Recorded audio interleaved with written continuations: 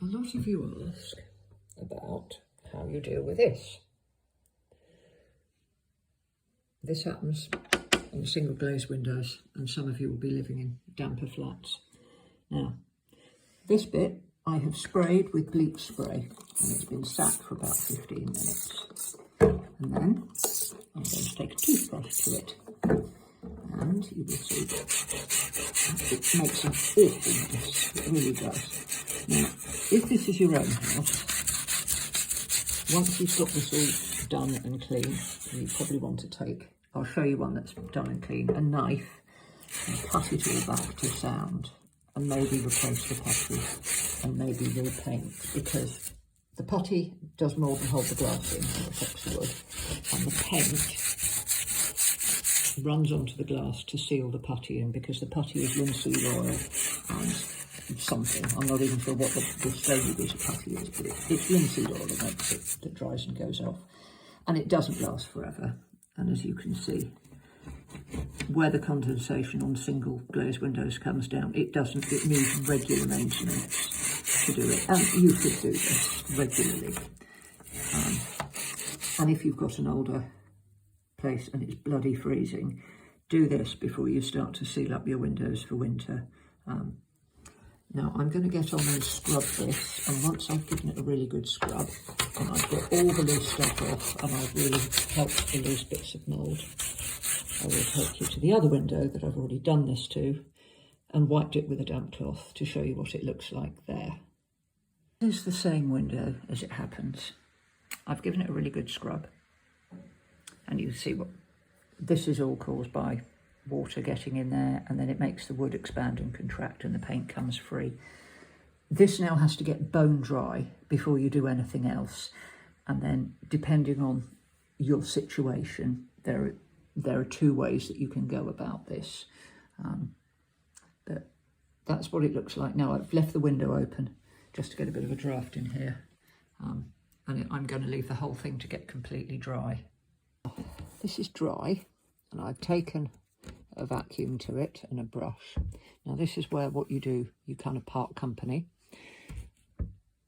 What you really should do now is take a scraper to this. As you can see, the paint here is not really very well tacked on, and you should get all the loose paint off, every last scrap of it, sand it, replace the putty if you need to. And by the way, if it's putty, don't go putting silicone on top, because you'll have a Frankenstein mess of goop to remove next time you do this. Undercoat, repaint, making sure that your bead of paint, I think you can see it there, yeah. The bead of paint comes over the putty and onto the glass to form a seal, which, as you can see outside, is still held very well. You might not want to do that. If it's a rental property, you might feel that's too much work and expense, whatever. Then you want to put some draft strip along here, and either along there or inside this face here. It's very, very cheap. You can buy a big roll for a couple of pounds. It's self-adhesive, which is why you do need to make sure you put it on a sound surface. And then you close your windows. Now, here I'm going to utter a stern warning. If you have any gas at all, you must have a carbon monoxide monitor, because if you seal up a room too tightly, they cannot get the oxygen that they need to burn correctly. They can start burning and producing carbon monoxide, which is colourless, it has no smell, and it will kill you very quickly. So, as long as you've got one of those so that you know, and you put it down low because carbon monoxide is heavy and it falls, then you close your window, you do up everything, which I will have to do in a minute, so hold on, let me do that. I need 2 hands. That's nicely closed. Now, again, you can buy kits, and you put double-sided tape on this part of the frame, and you put it all the way around, and you use a film that you then use a hairdryer, and it shrinks tight and it's invisible, and that is a really worthwhile thing to do. If you're really, really poor, which you won't be able to see out, you can use bubble wrap, and that produces a really, really warm seal. I suggest that you do that on things like bathrooms where it matters.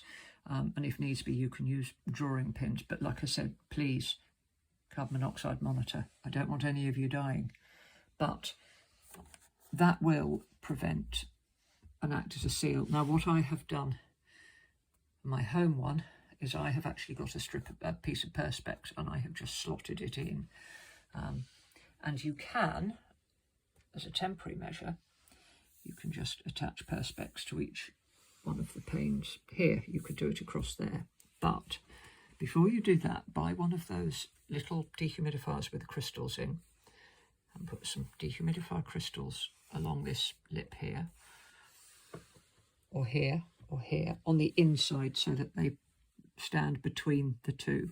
And you must make sure this is bone dry before you do it. Absolutely no moisture anywhere. Try and keep moisture out, so that then when you're sealing your sandwich for the winter, that you don't have moisture in there, because when you pull it out, it will be a disgusting mouldy lump.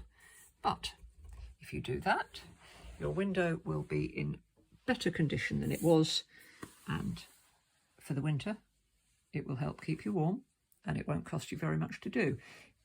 You will take it off in the spring when the weather warms up. Don't leave it on permanently, because the film goes funny and it becomes really difficult to get off, and you can't open your windows to clean them or look after them. But there you go.